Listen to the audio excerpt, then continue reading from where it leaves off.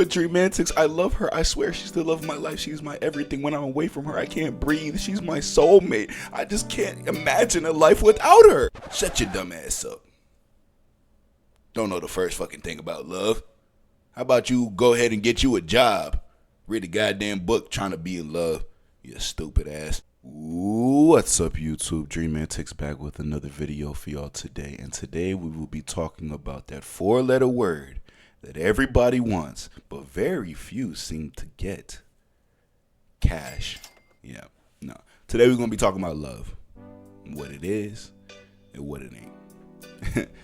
And considering I ain't never even been in a serious relationship, I am the most qualified person to talk about this subject. So with that being said, we're going to be turning to Google. Okay, so based on the information I've extrapolated from the internet, very reliable. The AI overview tells us that love is a complex range of emotions and behaviors that can include strong feelings. Love can be a feeling of strong or constant affection, attraction, or emotional attachment. Interpersonal relationships. Love can be a major facilitator of interpersonal relationships. Compassion and kindness. Love can represent human kindness, compassion, and affection. Moral flaws. Love can also represent human moral flaws such as vanity, selfishness, and egotism. Three things I suffer from. Physiological drive. Some say love is an essential physiological drive, similar to hunger, thirst, sleep, and sex drive. What? Selfless act. Love can be defined as the act of caring for and giving to someone else. That beating heart in your chest. Letting somebody rip that shit out and throw it in the trash and then proceed to set the trash on fire. Anyways, yeah. So, according to the internet, love is a whole bunch of jibber jabber, nonsense, foolishness. Love can be built along those things, but true love, I can't help you there. I don't know what it is. The main point of my video today is to talk about what love isn't, which you think might be love, but might actually be a number of chemical attachments and trauma bonding and whatnot. So let's just sit back and let's talk to the people real quick. Talk to the viewer. Do you think you've ever been in love? Have you ever felt any number of those things I mentioned? If you haven't, chances are you wasn't in love. You know what I mean? Because I feel like I've been in love before. But with the benefits of hindsight, I've since realized that it was never built around a loving foundation. You know, dating is a very complicated thing, especially when you're young and inexperienced to a certain extent. Knowing how to courtship is a major part of building that strong foundational connection with someone in order to pursue a relationship and then be in love. You know, there are certain people out there that believe in love at first sight. Like they just immediately knew that this person was the one. Depends on who you ask. Because while you can feel a very strong attraction to someone, there are so many factors at play that you can't really know until you get to know the person if you actually love them. So, say for example, right? A young man and a young woman lock eyes at a bar. First of all, that's a terrible place to find a suitor. But they lock eyes, you know. Instantly, they're lost in each other's gaze. Heart starts beating a little fast, and those sex organs start to feel a little tingly, you know. So the young man goes over to the young woman, and they proceed to have conversation. The conversation goes amazing. He thinks to himself, after 23 years, I think I finally found the one. And in the girl's mind, she could be thinking the same thing. So they proceed to exchange information, right? Continue on to go on several different dates where they proceed to talk and discuss each other's lives and get to know each other better. Okay. Mommy and daddy go home, and then the birds and the bees ensues. They have sex. Rough, passionate sex. Amazing sex. At this point, they're convinced that this is the person I want to spend the rest of my life with. They go on spending the next 4 months together like every single goddamn day. Where out of nowhere, the problems start to arise. The arguments, the disagreements, the conflicts, the misaligned schedules start to stack one upon another. And then that surety that they felt in that moment, doubt begins to creep in the back of their mind. Do I really love him? Do I really love her? Is this who I want to spend the rest of my life with? This motherfucker doesn't even know how to change a tire. But that attraction was there, right? And it was so strong that it allowed them to stick together in that honeymoon phase for about a solid 4 months until that honeymoon phase ended and the reality set in and the chemicals started to subside. And they realized, maybe I don't love you. So with that being said, I don't know if I necessarily personally believe in love at first sight, but then again, considering I'm 21, soon to be 22, I really won't know until I know. But my point being, to actually be in love with someone, one, you have to build a mutual understanding, because if you don't understand a person, how the hell can you possibly ever love them? At least in my eyes. Two, you got to spend a significant amount of time with this person. And not just time in the sense was like, she coming over, we Netflix shit chilling. She cool, we kicking it, we going out to the parties and yada, yada, yada. How do you guys operate in your daily lives? Do your schedules align? Can you spend quality time together? You know what I mean? Are you both emotionally available? You know what I mean? How do you guys handle those conflicts that arise over why the hell you ain't wash the dishes? I don't fucking know. Why the hell you ain't fix the car? Because I don't know how to change a tire. So there's more that goes into building love. The most important thing I've learned about love is, can you love this person at their most vulnerable? Can you love this person when they're not feeling their most confident, when they're feeling sick, where they're falling ill, where they have a very detrimental physical or mental illness that is going to leave them bedridden for weeks at a time, and you're essentially turning into their caregiver? Can you still love this person? You know what I mean? I know in my mind anyways, I had this very unrealistic concept of love, where love was just feeling those highs all the time, always getting those butterflies and whatnot. But those butterflies do tend to subside when reality sets in. And then the other question I found myself asking with that, can you fall in love with more than one person? If you were to ask me, I would say hell the fuck yeah. Okay. We're gonna be fully transparent. Dreamantics used to be a little bit of a player. Not in the sense that I enjoyed it, but I had a very difficult time connecting with people on the emotional level. I was very guarded, because I didn't want to give my heart away and then my heart get thrown on the ground. It did. So, in the end, it was all for naught. But at the time, in that initial infatuation and honeymoon phase, hell the fuck yeah, I thought I was in love. I was like, oh my God, you so bad. It's a trap. It is a trap.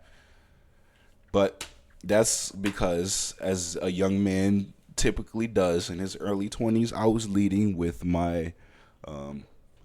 the wrong organs, just to put it that way.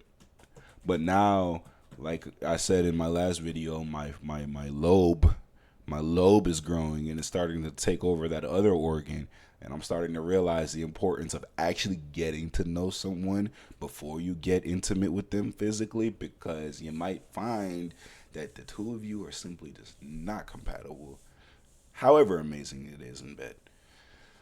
So, and that's where the topic of soul ties comes in. I didn't really know if a soul tie was a thing before not too long ago, but I definitely believe it's a It's real. According to the interwebs, a soul tie is a deep spiritual connection between two people that can be romantic, platonic, or familial. Soul ties can involve physical, emotional, mental, and spiritual aspects and can last for weeks or for decades. Some say that soul ties are a way for people to learn and grow together. Okay, in all honesty, I would consider myself deeply spiritual. You know, I believe in essence all religion and even the absence of religion is rooted in some sense of spirituality. I think we could all agree on that. With that being said, there's an exchange of energies that goes on when two people get intimate with each other, even in a kiss, but particularly in cunnilingus and Kama Sutra and all that great stuff. So I'm learning the importance of being very selective with who I share my body with because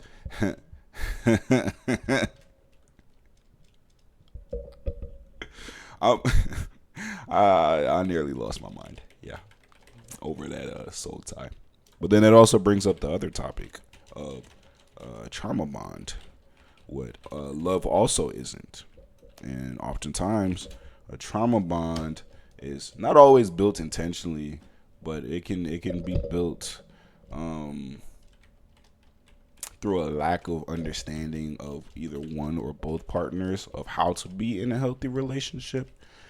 And at that point, you guys are so chemically addicted to each other, like addicted, that despite all of your problems, you still stay together. Some people may think that that's love.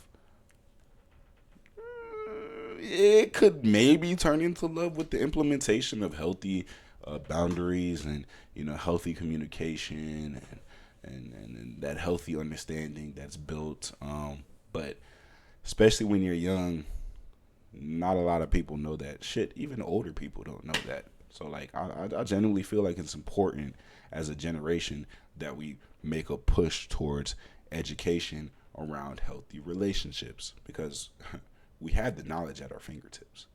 We have people making videos on this stuff. We have a plethora of research going into these fields, and everything that you could possibly ever need to know is a few clicks away.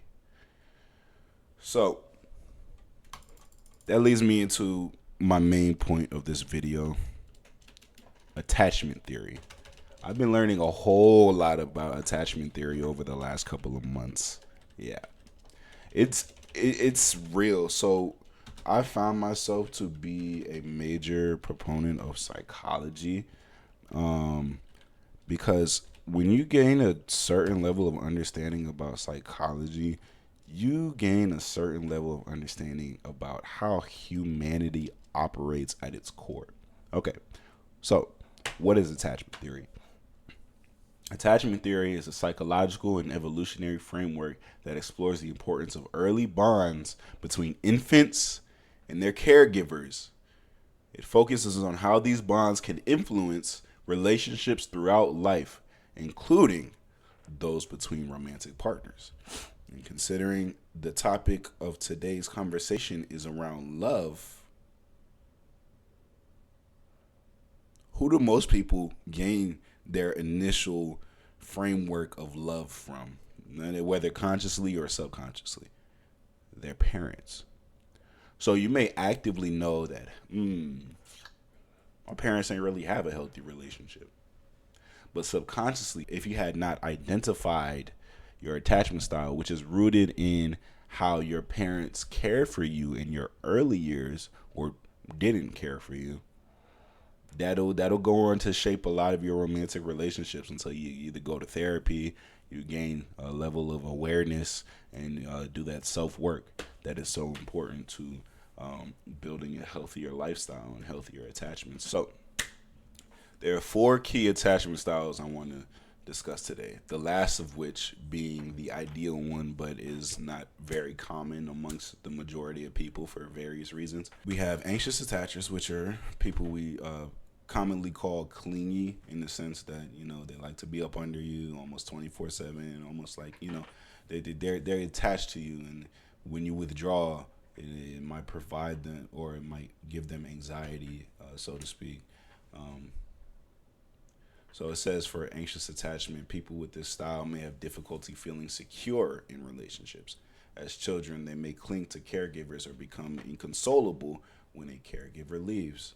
So when you're a child, if one of your parents had to leave for work, or they your parents were separated, and your dad came to visit, and he had to leave and go back home, how would you feel? Would you get anxious? Would you cry a lot? Would it make you feel restless, unsettled? And then there are avoidant attachers, people that tend to like their independence to the point where it's considered hyper independence. These people may be emotionally distant and reluctant to depend upon others. That independence. They may not delve much into emotional conversations, either in regard to their own feelings or the feelings of their partner. So, say for instance, have you been in a relationship where your partner is asking you what's wrong, and you're just like, I'm fine, don't even worry about it. There's nothing wrong. And the whole time, there's a whole lot going on in your mind, but you find yourself reluctant. You find yourself reluctant to have that open conversation. You and your partner get in an argument, and instead of immediately facing and fixing the problem, you tend to withdraw and remove yourself. You say, I need space. It takes you a little bit longer to process your feelings and whatnot. You might be an avoidant. I'd say initially I would have said I fell more on the avoidant side of things, but as of some recent interactions, I think I'm more this next one. Next, we have a disorganized attachment. So people with this style may display inconsistent behaviors, combining traits of both anxious and avoidant styles. Their relationships are often marked by confusion and erratic behaviors. I think I fall more on the disorganized part of things. So of those three attachment styles, those are all considered insecure attachments, because you tend to get insecure in your relationships and in your partnership. The fourth is the ideal attachment style to have.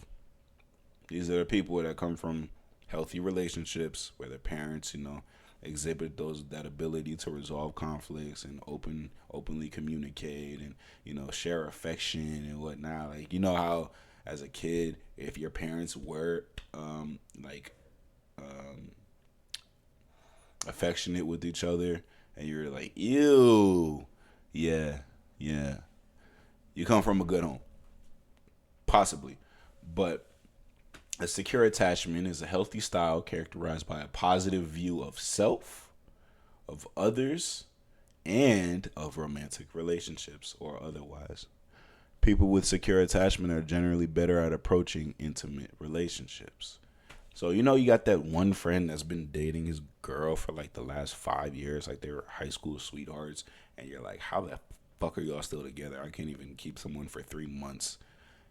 That doesn't necessarily mean they have a secure attachment. It could be a very toxic relationship for all you know. But a lot of those people that are better off in relationships at younger ages tend to have more secure attachments, because in childhood, the relationship they had with their parents and the relationship their parents had with each other was more positive than negative. So ideally, if you're young, even if you're older and you're watching this video, the goal would be to work towards secure attachment. But there are so many factors that go into it, mental health, emotional health, who your partner is, because other people, their attachment style doesn't tend to show until they get into that romantic relationship. So if you're any of those three that is not secure, there's a number of things you can do. Therapy. I know therapy is stigmatized, but it's incredible to help you identify issues you may not even know you have. Doing self work, just gaining awareness. Some people have the ability to find out about what's going on and find ways to work through it. You know what I mean? And working towards building that secure attachment, because attachment style also goes into your self esteem, your self identity, who you feel like you are as a person. So I think that this is important in not only being able to find, build, and identify love, but also to find, build, and identify a sense of self. Because if you tend to get wrapped up in your romantic relationship to the point where the only person you're worrying about is your partner, and you're passing up time with your friends, your family, passing up on work and stuff, that may indicate that you don't necessarily have a strong sense of self as an individual apart from your relationship. Or you could be on the other side of the spectrum and be like me. I'm so independent that I have a hard time opening up, being vulnerable, which is also not good for a relationship. So, all that to say that love is a very, very complex topic that I'm working so endlessly to educate myself on, because I realized I don't know the first goddamn thing about love. So I'm trying to educate myself so that I can figure out how to be in a healthy relationship, how to build a healthy connection, healthy boundaries, to build a secure foundation. And how does one build a secure foundation? The basis of that foundation has to be in trust. It has to be in communication. It has to be in mutual understanding between you and your partner, because if you and your partner don't understand each other, you're always going to run into obstacles, barriers of communication, conflicts of interest, you know what I mean? And just overall insecurity within that relationship. So in order to be with anybody and be with anybody in a happy, healthy relationship, you have to know how to navigate conflict. You know what I mean? And that'll be another video discussing like different communication styles between the different attachment styles. But I just wanted to go ahead and make this video just to at least bring awareness to certain topics that you might not have even been familiar with, because I know for me, these were things that I was not taught. These were things I had to learn myself. So I knew for a fact that there were other people out here that were also unaware of these topics. So I'm going to throw some words at you. Go ahead and research them, okay? Attachment style, okay? Do your best to identify what your attachment style is, okay? Emotional intimacy. I don't know what the hell that even was. I will do videos on each of these topics. But attachment style, emotional intimacy, healthy communication, healthy boundaries, okay? I know y'all not going to know what this next word means, trust. You have to build trust, okay? And, yeah. Oh, soul ties, trauma bonds. Let me see. Is there anything else I want to inform you guys of? Not that I can think of. But of those 8 things, please do your research. I can make even more videos on these topics and, try to help everybody find that love that they're looking for so desperately. Anyways, yeah, my job here is done. So you may love that person or you may not. Do your research, do your homework, try to figure it out. Okay. In the meantime, I'm going to go keep figuring out how to be in love and editing this video for YouTube. Anyways, this has been Dreamantics. Until next time, signing off.